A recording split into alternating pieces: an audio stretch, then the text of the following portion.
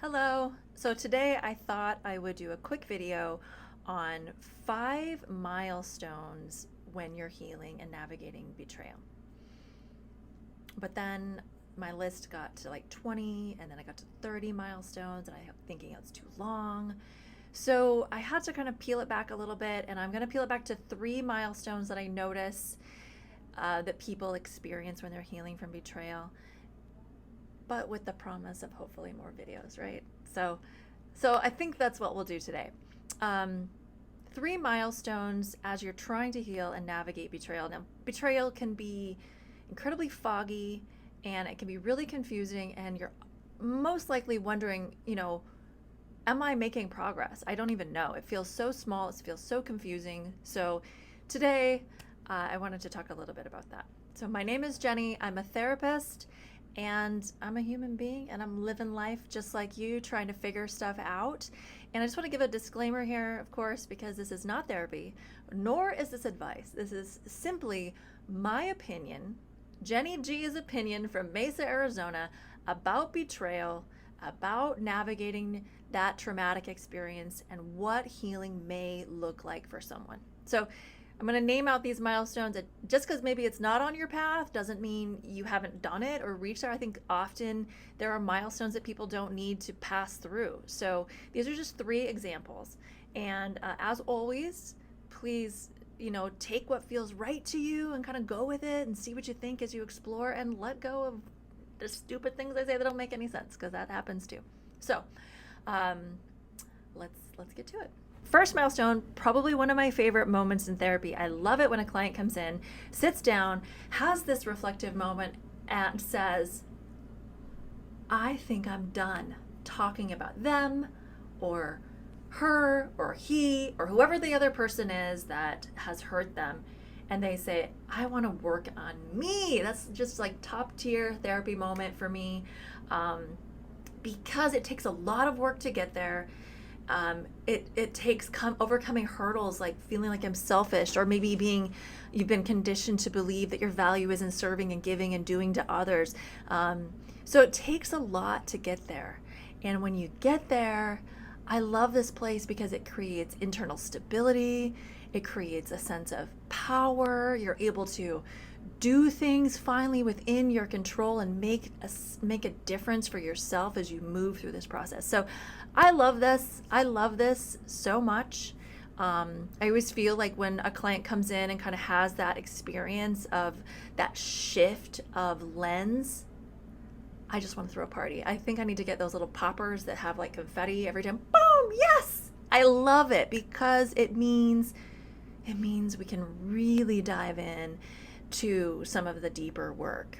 And of course, when you have experienced betrayal, your mind is reeling, and there's a big part of this process that you have to kind of make sense of what's happened, ask all the questions, find out all this stuff, try to figure out what's happening in your life, and you're kind of reeling and you're asking and you're wondering about your partner. And then it's enough. You know enough. You feel enough. And so you have this shifting moment, which is a real top tier milestone in my book. It's, in fact, maybe I even have more of a push in this direction when I love when a client learns to like hone into that internal trust of like, this doesn't feel good to me. This doesn't feel right to me. I don't know if I have a label for it. I don't know if it checks all the boxes, but for me, in my personal experience, this is not good for me. And then making the shifts and changes from that very core internal compass, that sense of self-trust, which, by the way, is also a very difficult milestone to come by. I think that, often the experience of betrayal in itself often deteriorates that inner compass. Just the betrayal alone, right? The gaslighting, the uncertainty, the trying to see things clearly and then having them covered up. Of course you're going to second guess yourself. And if you have a history of this kind of, experience in your life in any way with your family or whatever, it's going to be hard. It's going to be hard. But, and as they say in the therapy world, we always avoid the buts. I want to say the ands instead. And we can do it.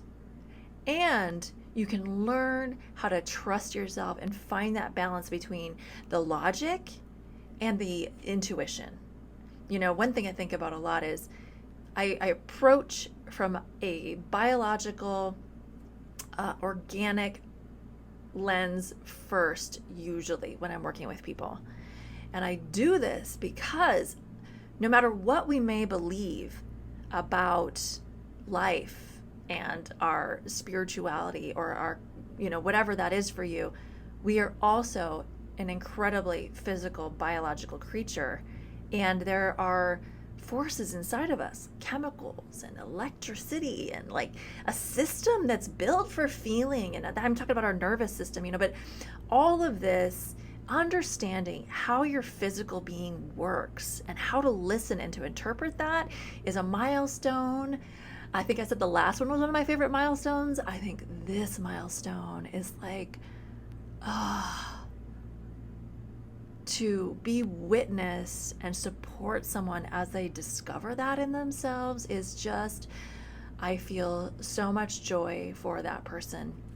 So, second milestone, learning to trust yourself and to interpret like what's happening using both the logic and, some of the outside perspectives, maybe just, filtering through that and honing into that sense of intuition. Like, I think like this, every mammal, I don't know, biologists, check me if I'm wrong, has the same type of nervous system that we have. And you watch a deer or a jaguar or a dog or, a donkey, and you watch how they respond to their environment. It's intuitive. And so are you. You're just as intuitive. So learning how to do that is a big milestone. Huge, huge. I think every milestone is going to be my favorite milestone. Okay, the third milestone that I really like is learning that your feelings are not going to kill you. Now, of course, in your brain, of course my feelings aren't going to kill you, but your body's kind of telling you something else, isn't it? And sometimes people will identify like, I have this incredibly strong lump or block in my throat. I can't breathe. I can't speak, right? Or maybe the feeling that you have is like this incredibly crushing feeling in your chest. And of course it feels like you're going to die. That's your airway. You can't breathe. That's your heart. That's your big pumping machine, right?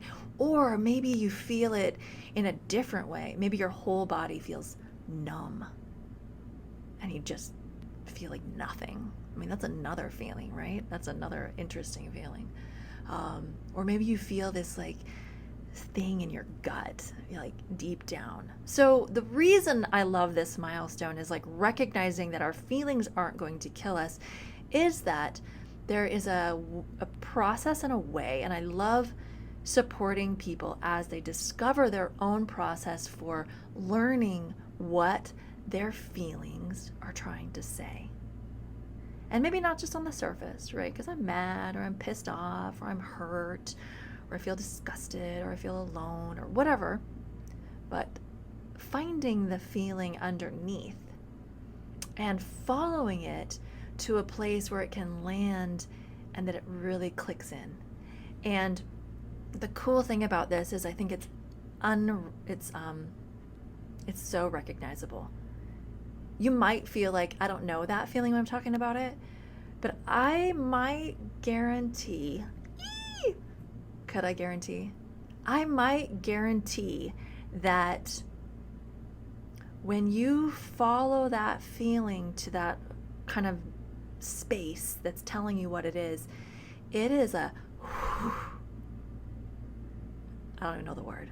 It's just an action.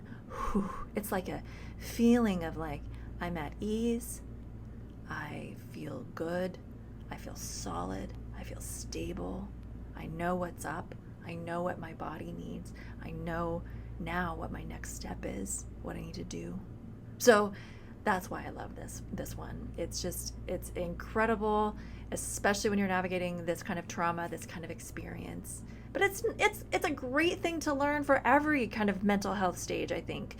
learning that our feelings are not going to kill us and that they're incredibly important. They actually might be the missing information we've been looking for. I don't know where I read or saw this, so whoever's credit this is, I want to just say, when you're reading a book, this is kind of one way I learned about it. When you're reading a book, if you only read the right-hand side of the page, how much information are you getting?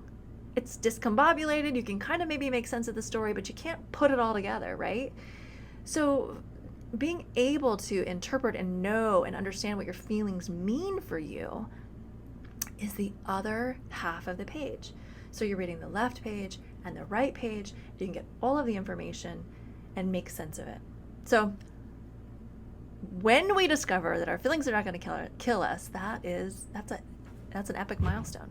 And let's see, I'm at 12 minutes. Is this okay? This video, is it too long? I might give one bonus one. I think one thing I think about a lot, and I talked about a lot. If you've worked with me ever in the past, back in the day when I used to do yoga and meditation and betrayal trauma coaching, and now I have moved into the therapy realm.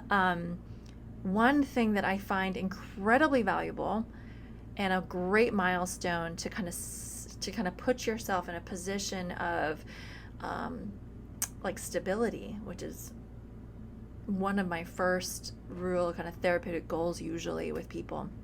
How do you feel stable is the milestone of learning how to observe.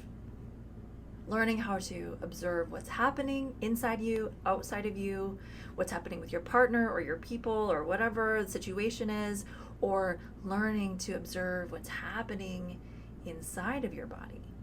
So that's a hard one too. I think a lot of people, some people are really good at that actually. I notice like some people it's like that's their jam. They know how to do that. Some people it's a little more difficult for whatever reason. And when you find yourself hitting a snag, that's when you want to get the good help. When you find yourself feeling uncertain, get good help. And it can be a coach, a therapist, just a person, whatever. It's somewhere that you can bounce your ideas off of. And this is a bonus tip. It's not really a milestone, but I think that good help looks like someone who supports you finding safety in your body and someone who helps you, supports you as you explore your options, choices, and what you want.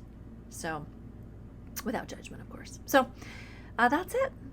So here I'm just giving a little video today, and I hope it was helpful, and wishing you the best.